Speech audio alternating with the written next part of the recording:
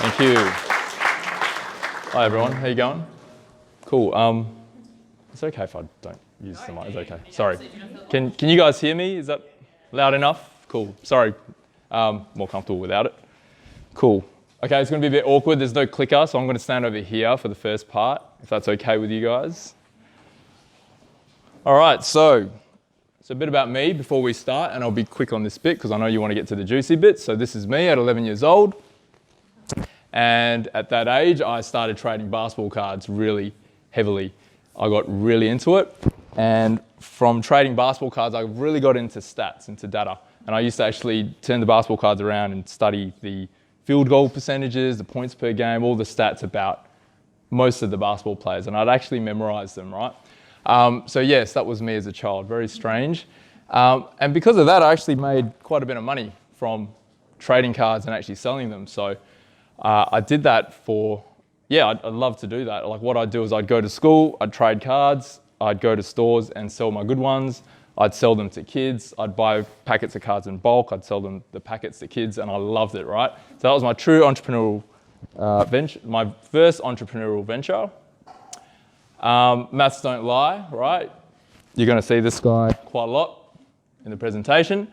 I actually started a basketball card trading store in my parents' garage. That's actually my parents' house. And friends used to come over and we used to trade basketball cards, we used to listen to rap music, and we used to play basketball. And I made a little bit of money from it, and it was awesome, right? Then what happened was there was a crash in the market for basketball cards. Football and cricket became popular again, and I couldn't sell my cards. And I remember going home, and every day I'd have to step over all the boxes of basketball cards that I'd have on the floor because I couldn't sell them, right? So that was my first failed business venture. I went on to go to UWA. Whoops. I don't like studying, I'll be honest. I hate studying. I hated school, primary school, high school, university. I did a business degree. I don't remember what I learnt. And I don't really use what I learnt. And then I started working in a bank, of all things, corporate banking, right? And did that for a few years, bashing my head pretty much every day, and had the idea of starting my own business, a digital agency. That's a picture of a computer that looks like the one I had in 2006. I borrowed a computer off a friend, and I just started creating websites, even though I'm a terrible coder, right? And that's how we started, okay? So that's us today. We've got 48 people, got a small office in KL. Majority of people are here in Subiaco, and that's my team. So within 12, 13 years, built it up from my bedroom to the business it is today, and we're a digital agency. That's me, built the business while helping raise 3 kids. So yes, I was pretty tired by the end of it. We're a full service data-driven marketing agency. Our point of difference is that we're very data-driven, and you'll see that in the presentation. Everything we do is based on data. I don't believe you can really make decisions without it, right? Cool, so let's talk about Christmas, let's talk about e-commerce, let's talk about holidays, okay? So in terms of what to do, if I were to give some advice, I'd say, okay, the number one thing to do is understand user behavior around Christmas, okay? Scott touched on some of this already. There's a lot of comparison shopping going on, especially around December. And there's a lot of panic around deadlines, okay? And there's other things as well, but let's simplify it, okay? And we have to take advantage of this, yeah? Cool. So I want to talk about lead nurturing. It's key. And like Scott said, you've got to plan now. So this is Ice Cube, and he's saying, don't we just pump money into email marketing, Google ads, and Facebook ads? Well, it's not that simple. You need to work on the whole funnel, and I'm going to explain the funnel process probably in about 2 minutes, and then I'll move on to the more technical stuff. This is a sales funnel. A lot of you guys probably already know this, and I'm aware of that, okay? So we call it the ice cream funnel as well. Sales funnel, ice cream funnel. Basically, who's seen the funnel before? Hands up? Yep. Most of you have. Top of funnel, most people can do this. It's getting the traffic in. And you do that through Google Ads, SEO, social media. There's a bunch of ways to do that, email marketing. Then you've got the nurturing side, and that's what I want to talk about today because most people don't do that, right? And that's nurturing your lead to purchase. And then you've got the bottom of the ice cream, which is the chocolate, and that's the yummy bit, and that's when people actually buy stuff, okay? So we want to get people to buy stuff, but what happens is often we're good at the top and we're okay at the bottom, but we're terrible in the middle, and that's generally across the board, yeah? So I want to talk today about the middle of the funnel. So I'm going to skip past these 3 bits. So how do we actually do it? Let's look at remarketing. Does anyone do this? Remarketing lists for search ads? Any hands? Yep, cool. A few of you guys, sweet. So this is really effective, and we're finding it super effective with our clients. So basically, clients or prospects, they go to your website, they go away, and then they keep seeing you because you're remarketing to them, right? But what we're finding really effective is remarketing for search ads. So they go to your site, they go away, they type in search queries again, and then you guys pop up, okay? Someone asked a question, which was, how do we market to warm prospects as opposed to cold prospects? And this is part of the answer, okay? So what we like to do towards the end of October is set up a variety of website audiences, and I'm going to go through some examples. One of them is targeting non-converters. People have gone to the checkout, they haven't completed the process, we want to target them. We serve general ads. You can do pre-Christmas ads. Someone else asked a question about, you know, if you're talking about pre-Christmas kind of promotions, does that delay them actually making a purchase? And yeah, there's a risk there. So at the moment, we actually push heavily on the general ads. And the whole idea around this is we want to actually prepare people, right? Get in front of them, stay in front of them, so that when they're ready to buy, we're front of mind, okay? When they're doing their comparison shopping, we're there, yeah? And that's nurturing. Similar to all converters, so, you know, some of you guys probably done Facebook lookalike audience, hands up, Facebook lookalike audience, yep. Some of you guys would have done that, so Google got their own version. Google's actually getting more sophisticated now, okay, with their targeting in general. And so you can do that in Google as well, okay? People that you want to create a new, for those that don't know, it's basically creating a list, right, that looks like the clients that have purchased on your website, okay? Creating a new list from your list of converters. Whoop. Cool, I'll let you click from now on. Okay, cool, I'll stand over here. Towards the end of October, we also like to set up things like, I think Scott mentioned this, if you've got a very popular product, a product that's pretty hot, pushing that product more than others, especially if there's going to be more profit margin in that because it is a popular product. And we had a lot of success with, I can't say the name of the client, but you know, we do the digital marketing for a laptop company, very successful. They spend a lot on digital media, so they got to get it right. And yeah, the cost per acquisition, the cost per sale for a particular product that they wanted to promote because they knew it was a hot product was $35 versus $105 for non-audience conversions, okay? Some nerdy stats for you. So this is a way of reaching your warm audiences as opposed to your cold audiences. Yep. Cool, so dynamic remarketing. So some of you guys would be doing this as well. Hands up, anyone who does dynamic, right? Yep, cool. So very simply, it's somebody goes to T-shirt model X on a website, they go away, and then they see ads that relate to T-shirt model X, not generic ads. That's dynamic remarketing. We almost always see good results for dynamic remarketing, so I would put money into doing that. This is a case study of that laptop company, spent $6,000 in a period of time. This was last Christmas, and cost per sale was $53, which is much less than the usual. Okay, usually it's in the hundreds.